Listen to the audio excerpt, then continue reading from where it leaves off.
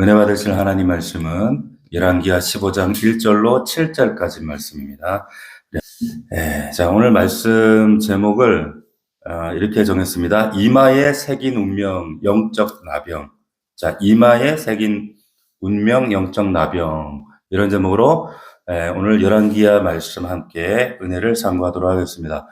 오늘 왜 제목이 이마에 새겨진 운명, 영적 나병인가? 자, 이 주인공이 사실은 오늘 본문에 등장하는 이 우시아입니다. 아사랴입니다. 자, 오늘 본문에는 아사랴 이렇게 나오는데 다른 이름이 우시아입니다. 우시아, 아사랴 같은 사람입니다.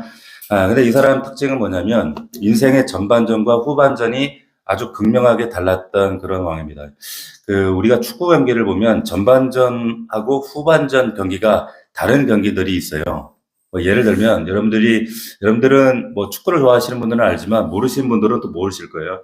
1966년도에 월드컵이 있었습니다. 월드컵 때 그때 8강전에 그 북한하고 포르투갈이 붙은 그런 경기, 아주 축구 역사에 굉장히 유명한 경기가 있는데 당시 북한이 그 유럽 강호 포르투갈을 상대로 전반전에 3골을 먼저 넣어버렸어요. 그래서 전반 27분이 그 채 끝나기도 전에 그래가지고 전반을 3대 0으로 마쳤습니다. 전 세계가 발칵 뒤집어졌어요. 변방했던 북한, 이런 듣도 못한 나라가 유럽의 강호를 3대 0으로 전반을 이겼으니까. 근데 후반전이 딱 되니까 이 북한이 전반전에 나왔던 그 똑같은 팀이냐 막 탄식이 나올 정도로 막 졸전을 펼치고 후반전에 또 그 포르투갈은 그 전반전에 나왔던 포르투갈 맞냐 싶을 정도로 막 선수들이 날아다니는 거예요. 그때 나왔던 그 에우제비우라고 하는 그 흑인 선수가 있는데 그 선수가 연속해서 4골을 넣었습니다. 결국에 이제 북한을 5대 3으로 역전을 하거든요. 아주 역사적인 아주 유명한 경기가 있어요. 그러니까 북한이 전반은 잘했는데 후반은 아주 그냥 망쳐버렸어요. 포르투갈은 전반을 망쳐버렸는데 후반전은 아주 찬란했죠. 오늘 말씀의 주인공이 아사랴가 그런 왕이었습니다. 전반전이 화려했어요. 너무 잘했어요. 근데 후반전을 완전히 망친 왕이 바로 이 아사랴 혹은 우시아입니다. 자, 이스라엘 사람들 중에 보면 이름이 2개인 사람이 참 많이 있어요. 솔로몬도 이름이 2개였죠. 이름 하나가 또 뭐였죠? 솔로몬 외에? 여디디야라는 이름이 있었어요. 하나님 사랑하는 자다. 베드로도 다른 이름이 있었죠. 게바라 그랬죠. 게바라는 이름이 있었고, 그리고 여선지자 도르가 다비다라고 하는 다름이 있었어요. 또 마태의 다른 이름이 뭔지 아시나요? 레위라는 이름이 있었죠. 그러니까 오늘 주인공 이 아사랴 이름도 두 개입니다. 아사랴, 우시아. 그런데 아사랴보다는 우시아라는 이름으로 더 많이 이렇게 거론이 됩니다. 왜 그런가 하면 공교롭게 그 시대 대제사장 이름이 아사랴였습니다. 아마도 그러니까 이 혼동되지 않도록 피하기 위해서 이 우시아를 더 많이 사용한 게 아닌가 이런 그냥 추측을 합니다.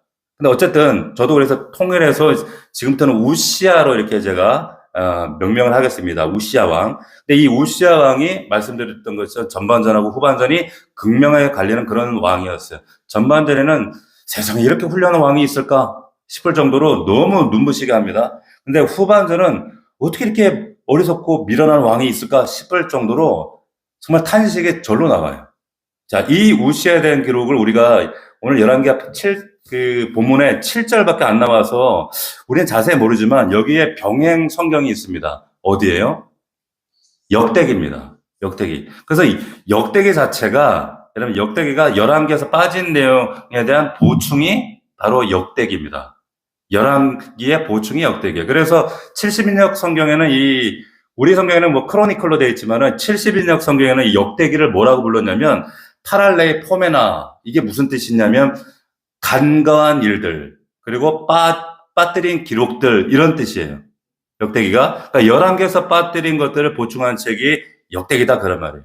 공간복음, 우리 사복음서에 보면 마태, 마가, 누가복음을 우리가 공간복음이라고 하는데 요한복음은 달라요. 뭐냐? 이 마태, 마가, 누가에서 빠진 내용을 보충한 것이 바로 요한복음입니다. 그래서 사복음서. 근데 요한복음을 공관이라고 하지는 않아요. 전혀 다른 책입니다. 그러니까 열왕기에서 빠진 내용을 역대기에서 보충해준다. 이렇게 여러분 생각하시면 됩니다. 그런데 그 찬란한 인생이 이제 역대하 26장에 나오거든요. 26장 한번 펴봅시다. 우리 역대하로 한번 가보겠습니다.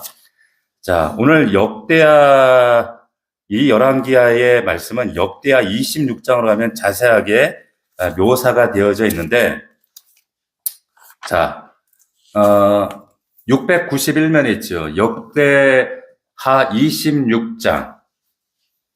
자, 1절부터 15절에 보면은 이제 이 우시아에 관한 이 찬란한 인생 전반전 이야기가 나와요. 자, 그가 얼마나 형통했는지 여러분 한번 6절을 보십시오. 6절을 보면 이렇게 나와요. 역대하 26장 6절입니다. 우시아가 나가서 블레셋 사람들과 싸우고 가드 성벽, 야분의 성벽과 아스돗 성벽을 헐고 아스돗 땅과 블레셋 사람들 가운데 성읍들, 그러니까 블레셋 땅에 성을 세웠다는 거예요. 정복해가지고. 그리고 하나님이 그를 도우사 블레셋 사람들과 그루가 거주하는 아라비아 사람들과 마온 사람들을 전장 나가면 다 이기는 겁니다. 8절. 그러니까 8절에 보니까 암몬 사람들이 우시아에게 조공을 바치. 승리하니까, 이기니까. 그러니까, 야, 이제 우리 아예 덤비지 말자. 미리 이제, 기는 거죠. 그리고 망대를 세우고요. 9절을 보니까 우시아가 예루살렘에서 성모통이 문과 골짜기 문과 성굽 위에 망대를 세워 견고하게 하고요. 그리고 또 광야에 망대를 세우고 물 웅덩이를 많이 파고 고원 평지에 가축을 많이 이게 이제 부국 강병하는 거예요. 농경 정책을 중농 정책으로 펴가지고, 그리고 상가 좋은 밭에 농부 포도원 다센자들 두었으니 농사를 좋아했다는 거예요. 중농 정책을 폈다는 거예요. 굉장히 부흥해집니다. 11절에 또 군사가 있는데, 서기관 여기가 병영장 마세아가 직접 조사한 수요대로 왕이 지휘관 하나의 휘하에 속해 때를 져 나가 싸우는데, 12절 족장의 촌수가 2,600, 리더가 2,600명. 큰 용사래요. 그리고 13절에 보면 휘하의 군대가 30만. 우리나라에 보면 율곡이가 10만 양병설 우리 주장했잖아요. 그죠? 근데 여기 30만 명을 넘게 이미 군사를 키워내고 있었어요. 양성하고 있었어요. 그러니까 어마어마하게 지금 발전하는 거죠. 자, 그러니까 15절에 보면 또 예루살렘 재주 있는 사람들에게 무기를 구하여 망대, 성곽 위에 화살, 큰 돌, 이게 투석기를 만들었다는 거예요. 요즘 말하면 우리나라로 치면은 천궁, 이런 것들을 만들었다는 거예요. 어마어마한 무기, 이런 것들을 하니까 굉장히 부국한 이런 왕이었다라고 하는 것을 지금 기록하고 있는 겁니다. 근데 이 우시아 왕이 왕이 될 때가 몇 살이었냐면, 기억나시나요? 16살이었습니다. 세상에 16살이라는 나이에 왕이 돼가지고 어떻게 이렇게 대단하고 멋지고 찬란한 인생의 전반전을 펼쳐낼 수 있었을까? 그 형통한 전반기의 비결이 뭔가라고 하는 거예요. 뭘까요? 이 사람이 뭔가 똑똑하고 비상해서가 아니라 16절에 보면 명확하게 기록이 되어 있어요. 15절이죠, 12절. 15절 하반부에 보시면 그의 이름이 멀리 퍼지면 기이한 도심을 얻어 강성해졌대요. 자, 대단히 똑똑해서가 아니라 또 16절에도 이렇게 기록되어 있죠. 그가 강성해짐에 그의 마음이 교만하여 악을 행하여 그의 하나님 여호와께 범죄하고 이렇게 나오죠. 자, 어쨌든 강성해진 거예요. 근데 이렇게 강성했던 이유가 뭐냐? 기이한 도심 때문이었다. 이렇게 기록을 하고 있어요. 영어 성경에 보면 뭐라고 되어 있냐면 이 기이한 도심. 뭐라고 되는 거 제가 궁금해서 봤더니 He was marvelously helped. 하나님이 놀랍게 도왔대. NIV 성경에는 뭐라고 되어 있냐면 He was helped miraculously. 기적적으로 도왔다 이런 표현을 씁니다. 그러니까 기적과 같은 방법으로 하나님이 기이하게 이 사람을 도우셨기 때문이다. 성경이 단호합니다. 우시아가 대단한 게 아니라 하나님이 그를 기이하게 도우셨기 때문이다. 부럽지 않아요? 궁금하지 않습니까? 그러니까 우리식으로 표현하면 무슨 말이냐면 하나님이 우시아를 밀어주셨다 이 말이에요. 자, 성경을 여러분 잘 보시면 하나님이 밀어주는 사람들이 있어요. 하나님은 공평하신 하나님인데 밀어주시는 사람이 있더라고. 다윗을 밀어주셔요. 그죠? 요셉을 밀어주셔요. 밀어줍니다. 할렐루야. 하나님이 밀어주시는 여러분 얘기를 원합니다. 자, 사람이 계산할 수 없고 예측할 수 없는 방식으로, 상상할 수 없는 방식으로 하나님 기이한 방식을 동원하시는데, 야, 이렇게 밀어주니까 이 우시아 16살짜리 애가 이렇게 놀라운 일들을 하더란 말이에요. 그러면 궁금해. 하나님 왜 우시아를 왜 밀어줬지? 라는 질문을 하셔야 되는 거예요. 왜?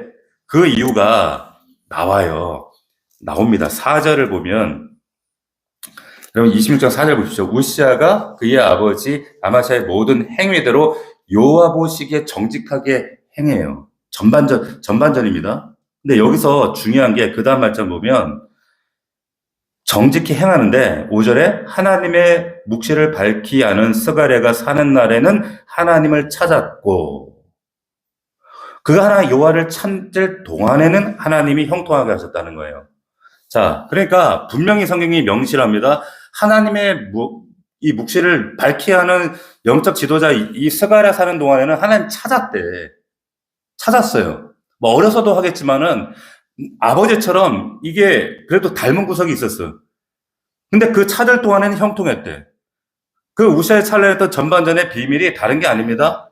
하나님의 이 귀한 도움을 경험했던 이유는 뭐냐면 다른 게 아니라 하나님을 찾았기 때문인데 아멘. 근데 더 깊게 들어가면 스가랴라는 영적 지도자가 있었기 때문이다 이렇게 얘기를 하는 거예요.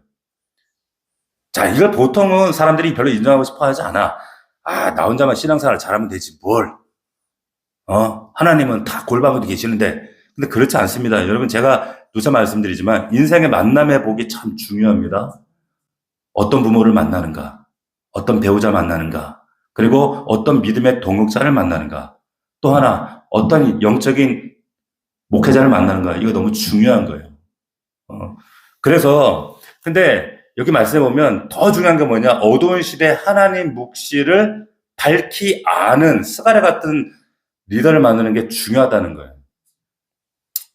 목사님은 세상 물정도 모르고 그런 분들이 있어요, 저한테. 근데 목회자가 세상 물정을 몰라도 되지. 제가 목회자가 뭐 세상 물정을 안다고 트렌드에 민감하고 뭐 그 세상 부동산도 좀 알고 세상 돌아가는 정치도 알고 뭐 요즘 돌아가는 뭐 드라마도 알고 뭐 넷플릭스 뭐가 유행한지도 알고 그러면은 그런 물정 알면 여러분 좋겠어요? 상담할 때, 여러분들이 목사가 좀 상담할 때 좀, 나 이런 요즘, 부동산 때문에 고민이 많은데 목사님 부동산 좀 알아가지고 상담도 해주고, 이러면 좋겠어요? 그런 거는 뭐 세상 물정 몰라도 하나님에 대해서, 하나님 말씀에 대해서, 묵시에 대해서만 알면 되는 거예요. 아멘? 자, 스가랴는 그랬어요. 스가랴 그랬다는 겁니다. 그러니까, 보세요. 문제는, 우리 성도들, 우리 그리스도인들의 문제는 뭐냐? 세상 물정을 몰라서 안 되는 게 아니에요. 사실은 하나님 말씀을, 하나님에 대한 사정을 모르기 때문에 밝히 묵시를 모르는 무지에서 오는 문제들이 대부분이라는 겁니다. 그 영적 지도자가 이 스가랴가 가르친 핵심이 뭐냐면 경외였습니다. 경외. 그래서 이 NIV 성경이 지금 방금 읽었던 5절을 뭐라고 이렇게 번역을 하냐면 똑같은 번역인데 좀 달라요. 우리 지금 성경하고 이렇게 되어 있습니다. 5절에 하나님은 묵시를 밝혀하는 스가랴가 사는 동안에 하나님을 찾았고 그가 여호와를 찾을 동안에는 하나님 형통하게 했다 그랬는데 NIV 성경에는 he saw God, 하나님 봤대. 언제? during the days of 제클라이아, 그러니까 스가랴의 날 동안에는 하나님을 봤다는 거예요. 봤어요. 근데 이 스가랴는 그래서 그에게 instructed him in the fear of God, 하나님의 두려움 안에서 가르쳤다는 거예요. 스가랴가 가르친데 하나님을 두려워하는 가운데 가르쳤다. 근데 조금 이게 더 좀 생생하게 제가 궁금해서 찾아보니까 다른 번역은 이렇게 번역을 했어요. 뭐라고 했냐면 He sought God throughout the lifetime of Zechariah. 그런데 어째 The teacher of the fear of God, 하나님의 두려움을 가르친 선생님이었다. 이렇게 얘기를 합니다. 우리나라 시온 성경이 있습니다. 우리말 성경에 이렇게 번역을 했어요.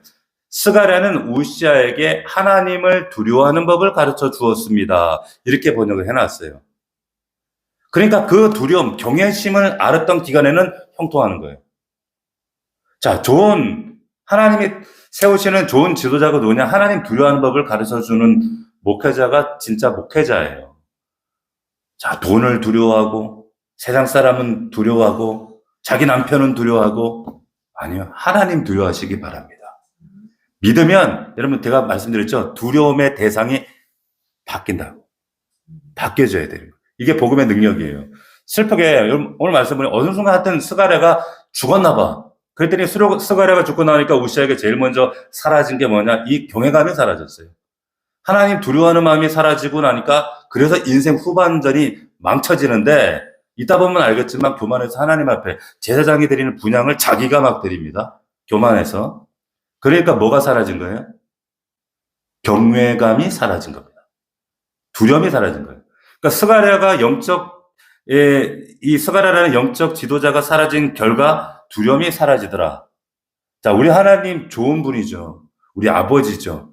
저는 하나님 아버지 생각하면은 마음이 푸근해져요. 근데 어떤 분은 하나님 아버지 생각하면 맨날 이렇게 긴장하는 분이 있더라고요. 절대 그런 분이 아니에요. 그러나 그분이 우리에게 좋은 아버지시지만 우리 하나님 아버지는 또 심판자이십니다.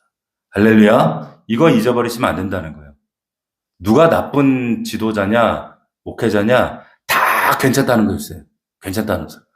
하나님은 좋은 분, 사랑의 하나님의 뭐 타협해도 괜찮고, 뭐 동성애도 괜찮고, 죄 가운데 살아도 되고, 뭐 술 먹어도 괜찮고, 아니라는 거죠. 응? 하나님 말씀 들을 때 하나님에 대한 두려움이 생기기를 축원합니다. 자, 우시아의 인생 전반전이 이랬어요. 그런데 후반전이 너무너무 안타깝다는 겁니다. 자, 16절을 한번 보십시오. 역대하 26장 16절. 그가 강성하여짐에 그의 마음이 교만하여 악을 행하여 그의 하나님 여호와께 범죄하되 곧 여호와의 성전에 들어가서 향단에 분향하려고 하는. 자, 제사장이 하는 향단에 자기가 제사를 지겠다고 지금 이런 퍼포먼스를 행하는 거예요. 자, 그러니까 이 비극이 시작되는 지점이 뭐가 있는가? 교만이 있더라는 겁니다. 야고보서 말씀에 의하면 하나님께서 겸손한 자에게는 은혜를 주시지만 교만한 자는 항상 하나님이 대적하신대요. 대적하신다 그랬어요. 자, 무엇이 교만인가? 여러분 보세요. 자, 교만이 여러 가지로 정의할 수 있겠지만 오늘 본만 한정해서 제가 한번 여러분들에게 좀 규정을 해보자면, 설명을 드리자면 이거죠. 지금 제사장이 해야 하는 그 제사 분향을, 제사를 자기가 집례하려고 하는 거예요. 이게 교만이래, 여기 성경에서. 다시 말하면 하지 말아야 될 것에 이상한 자신감 생기는 거예요. 맞아요? 아니, 왜 갑자기 자기가 분향을 해? 뭐가 나온다고? 떡이 나와? 뭐가 나와? 그러니까 하지 말아야 될 것에 이상한 자신감. 그러니까 사람이 교만해지면 해서는 안 되는 일, 내가 하지 말아야 될 일에 대해서 나도 할 수 있다라고 하는 이상한 근자감이 생깁니다. 여러분 그거 보시나요? 저는 이런 걸 너무 잘 봐요. 저러면 안 될 텐데. 그게 교만이에요. 내가 조그만 거 하나님 앞에 성공했어요. 하나님의 명확한 증거가 쌓인 대로 성공하게 하셨어. 근데, 이제부터 내가 뭐만 손대면 잘 될 거라고 생각하는 그 마음이 교만이라고요. 깨달아지세요? 내가 이제 뭘 해도 이제 다 잘할 것 같아. 이게 교만이에요. 그러니까 제사장이 이제 놀래갖고 17절 막 달려갑니다. 제사장 아사랴가 여호와의 용맹한 제사장 80명을 데리고 막 따라 들어가가지고 우시아 왕 곁에 서서 그에게 이르되 우시아여 여호와께 분향하여 이르면 왕이 할 바가 아닙니다. 오직 분향하기 위해 구별한 받은 아론 자손 제사장들이 할 바니 성소에 나가셔! 소리를 질렀어요. 자, 그랬더니 이 말을 듣고 우시아가 어떻게 반응하는지 19절 보세요. 우시아가 손으로 향로를 붙잡고 분향하려 하다가 화를 내는 거예요. 화를 냅니다. 이런 말씀을 전하면, 설교를 전하면 화내시는 분이 있어요. 있습니다. 뭐 대놓고 화를 내시는 분들도 있었어요. 근데 속으로 화를 내요. 이거 하면서. 희한하죠. 왜 하나님 말씀을 증거하는 화를 낼까? 우시아처럼. 자, 교만이죠? 교만이에요. 그런데 그래서 어떻게 되냐? 20절 한번 보세요. 대제사장 아사랴와 모든 제사장이 왕의 이마에 나병이 생기는 거예요. 보세요. 화를 낼 때, 19절 다시 보세요.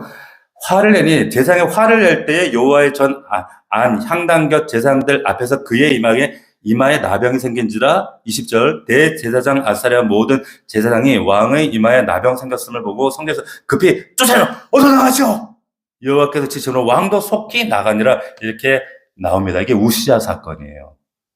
이상하게 우자 들어가면 별로 안 좋아. 보세요. 그리고는 인생이 비참해집니다. 우시아 왕이 죽는 날까지 나병 환자가 되었고, 이어지는 말씀 보세요. 나병 환자가 되면 여호와의 전에서 끊어져요. 이 부정 환자가 됐다는 뜻이 끊어졌다는 거거든요. 그리고 별궁에 살아요. 궁전에서도 못 살아. 그리고 그의 아들 요담이 왕궁을 이제 관리하며 백성을 다스리게 됩니다. 잠언 11장에 보면 교만이 오면 욕이 온다 그랬어요. 교만한 자는 반드시 욕을 당하게 되어 있습니다. 그러니까 우시아가 교만하니까 이런 욕을 당하는데 슬퍼죠. 이 전반전이 이렇게 좋았는데 왜 이렇게 후반전이 이렇게 되냐는 거예요. 자, 왜 이런 말씀 우리에게 경계로 주시는가? 우시아 같은 사람들이 많다라고 합니다. 우시아 같은 사람들이 많아요. 제가 얼마 전에 어떤 그 목사님하고 교제를 나누는데 이제 어떤 모 교회에서 교회가 분쟁이 나가지고 교회가 갈라졌어요. 갈라져가지고 이쪽 파 예배를 드리는데 이쪽 파에서 이제 교회를 새롭게 갱신하자 이래가지고 예배를 드리는데 이제 보통 이제 그런 데서 예배를 드리면 예배를 주관하는 분이 그래도 교회에서 꽤 중직자고 지식인이 예배를 집례를 하는데 그 교회가 그 이제 뭐 갱신 공동체라고 외치는 공동체에서 이제 어떤 뭐 보통 교수님이나 의사가 설교를 하고 이렇게 예배를 집례를 하는데 그러더라는 거예요. 뭐라고 하냐면은 좋은 대학도 못 나온 목사들보다 내가 설교 더 잘할 수 있다고. 내가 더 성경 주해를 잘한다고. 그러면서 이제 설교를 전하더라는 거예요. 그러니까 이런 우시아들이 많아요. 그럼 중세시대, 여러분, 대학이라는 게 중세에 처음 생겼거든요. 근데 그 대학교라는데 처음에 전문 그 학위 과정은 3개밖에 없었습니다. 처음에 뭐냐? 법학, 의학, 신학이었어요.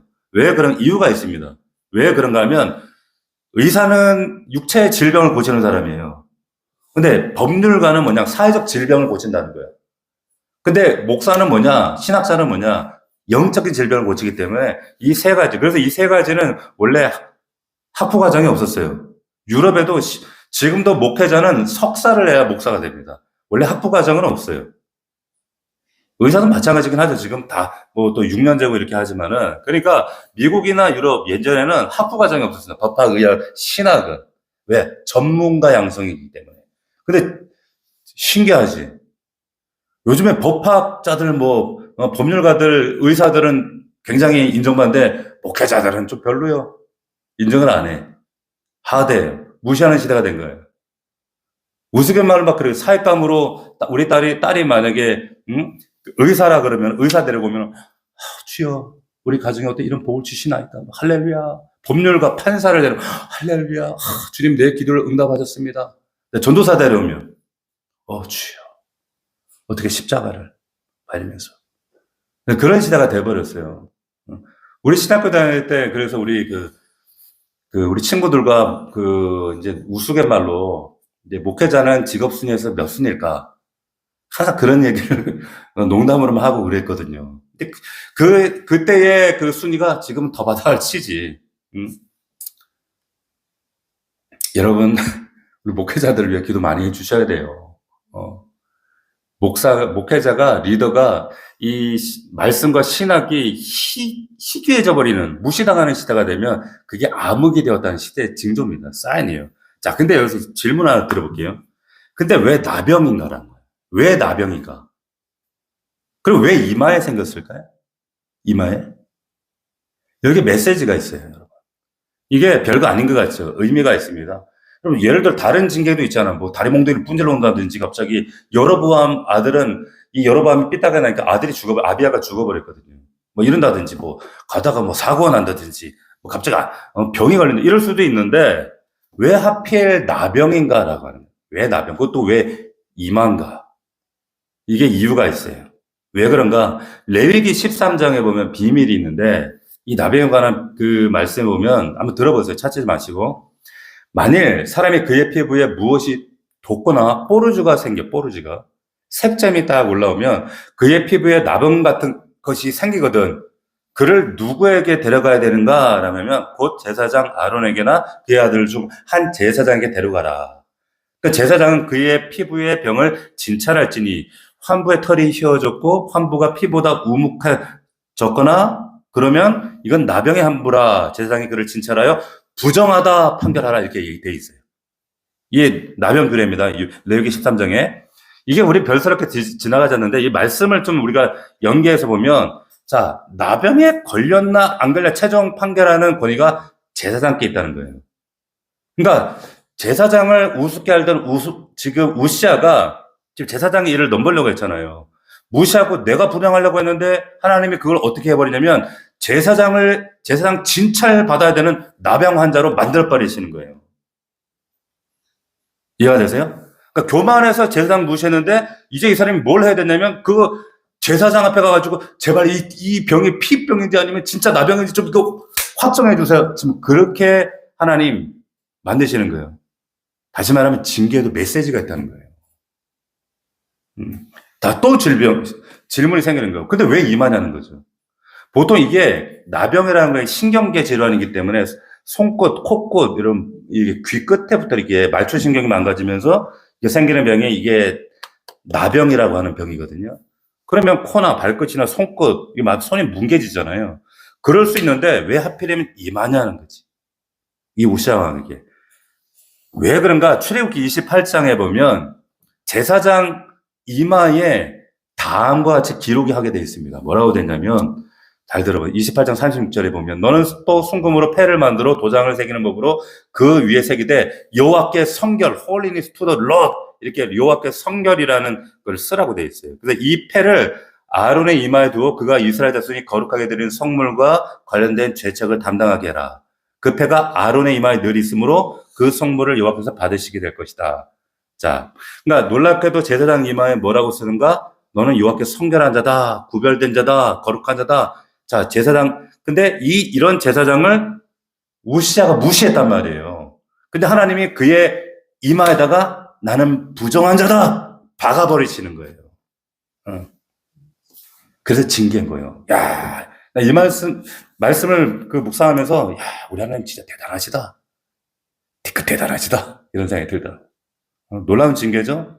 제사장 무시했거든? 우스워 보였거든? 근데 하나님은 넌 부정한 자야. 이마에다 나병을 박아버리시는 거예요. 그러니까 이마에 이게 박아버리니까 이게 빼도 박도 못 하잖아요. 레위기의 나병 환자는 어떻게 하도록 되어 있는지 아세요? 스스로 부정하다, 50m 전방부터 부정하다 외쳐야 돼요.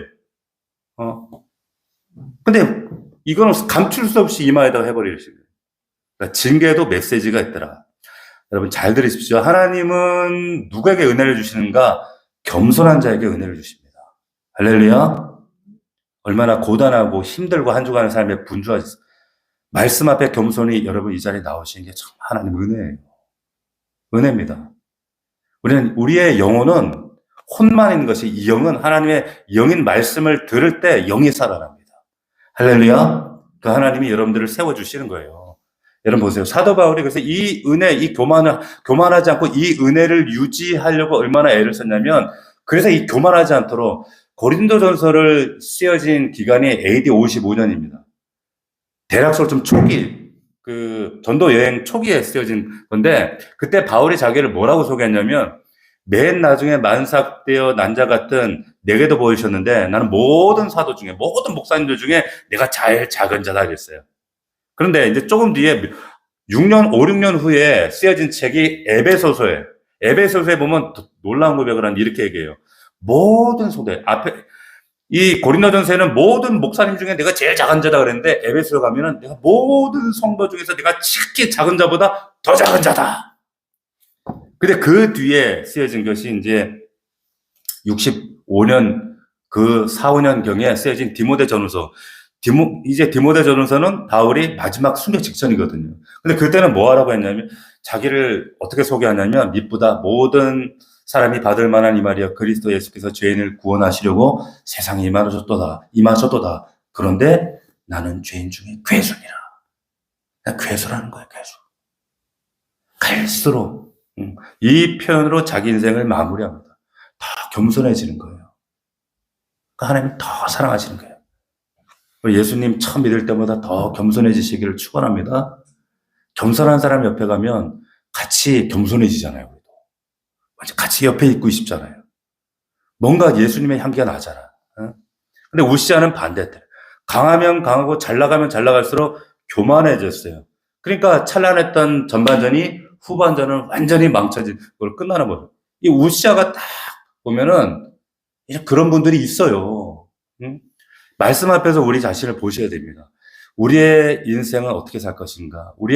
여러분 각자가 인생 전반전을 어떻게 사셨는지는 제가 잘 모르지만, 모르지만 후반전이 정말 예수 안에서 잘난하기를 주의 이름으로 축원합니다.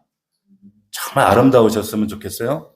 자, 우시아와 정반대의 사람을 한 사람 소개해 마치려고 합니다.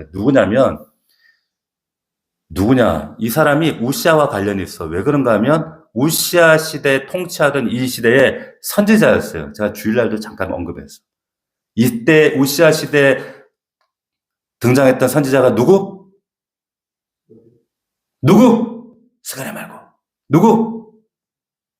이사야. 이사야가 지난주 우리 6장 잠깐 언급했잖아요.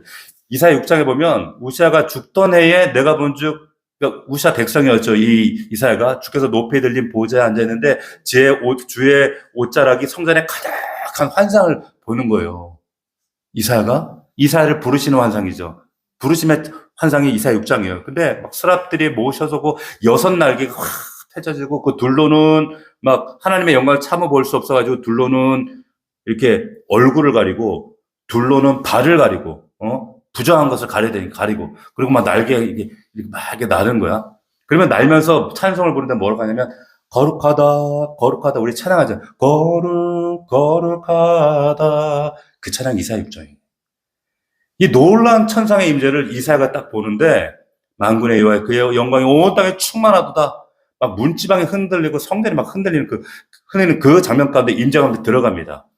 그런데 이사야가 이 환상 보고 나서 뭐라고 하냐면 감격에 환희에 찬 고백을 해야 되는데 뭐라고 고백을 하냐면 그때 내가 말하되 화로다 나의 망하게 되었도다.